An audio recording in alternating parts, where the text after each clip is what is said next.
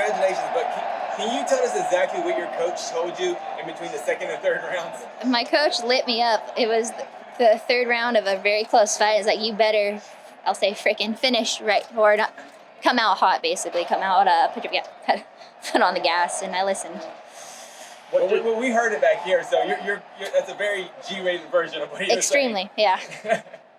How did you feel about your performance up until that point, though? It was a close fight, and she's a very tough opponent. I was doing all I felt I could at the time, but I could do a lot better. Just had to shake it out and listen, and when I did, things went very well. And is this coming off, the loss and everything, to come out and have a fight and a win like this? What does that just do for your mindset and your confidence and everything? That's kind of an interesting question, just because coming off a loss, per se, it's not a lack of confidence in yourself. At least that's not really what I felt. It's a disappointment. You learn a lot from it, but this is still what I do, and it's what I do at a high level. I know that I'm good and capable of doing this. So it's not really a confidence thing so much as it just feels like I'm home thing. In terms of quote-unquote motivational speeches, is that something that you get from your corner often? Was this kind of out of the ordinary? If I was a little bit slow as I was, and it's going into the third round of a close fight, you'll probably hear that every single time. How did this one compare to some of the other ones? I've been chewed out pretty good before. That one wasn't, it was decent. So, this was your third fight in the calendar year. Are you kind of happy with that pace after, a slower year last year? Extremely. I feel like 3-4 fights a year is great. It's perfect. It gives you time in between. Not really I don't get out of the gym and take a 5-year break. I go back, I get better, and I work on things, but you work on it in a just pure enjoyment. You're not really preparing for an opponent or dieting or whatever. You're just getting better. So go back, get better, and eventually we'll get another name and back to it. I know you said it's a marathon, not a sprint coming into this, but in terms of your plan for the future, do you kind of have an idea of where you want to see yourself a year from now? Same answer. Marathon, not a sprint. So we'll see. It seems to me that sometimes you need someone to tell you how good you are and the power that you have. And with the conversation that you had with your coach, that happened right at that moment because you had a complete switch. What happened then in your mind when you talk to him and you get that confidence from him, but actually you act surprised after the fact? My coach and coaches are invaluable, and when I go back and they're telling me something with urgency, like you need to do this now, I got to listen to them. So it's just having somebody that you trust, you work with every day, telling you do this right now, then you need to, basically, to do what you need to do. It's huge, and works out. Who's going to be the women's bantamweight champion a week from now?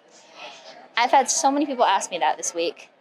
Germaine, she's really good. She's a sniper, man. Amanda's on a tear right now, but we've seen that before. We've seen it with a Rousey. We've seen it with even McGregor, where they're on the top of the heap and they're invincible for that time, but nobody is. None of us are.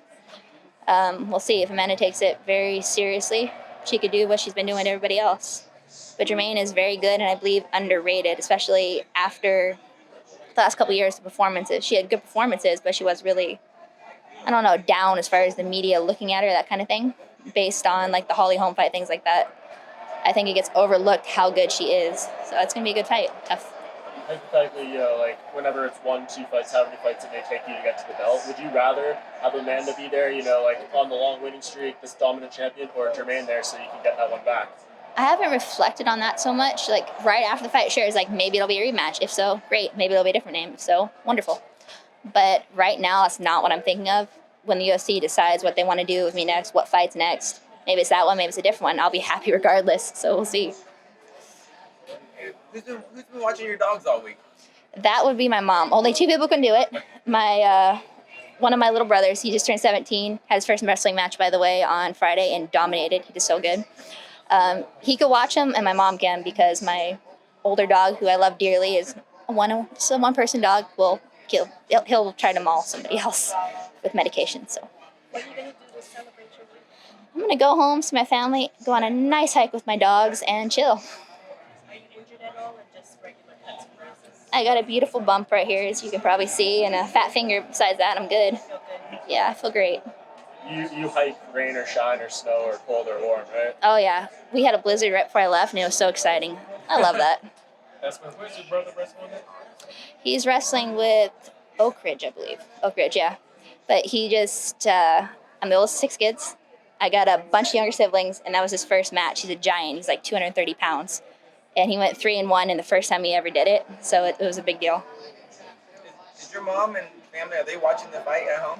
Yes. My dad, my grandma, my aunt, great aunt are all here.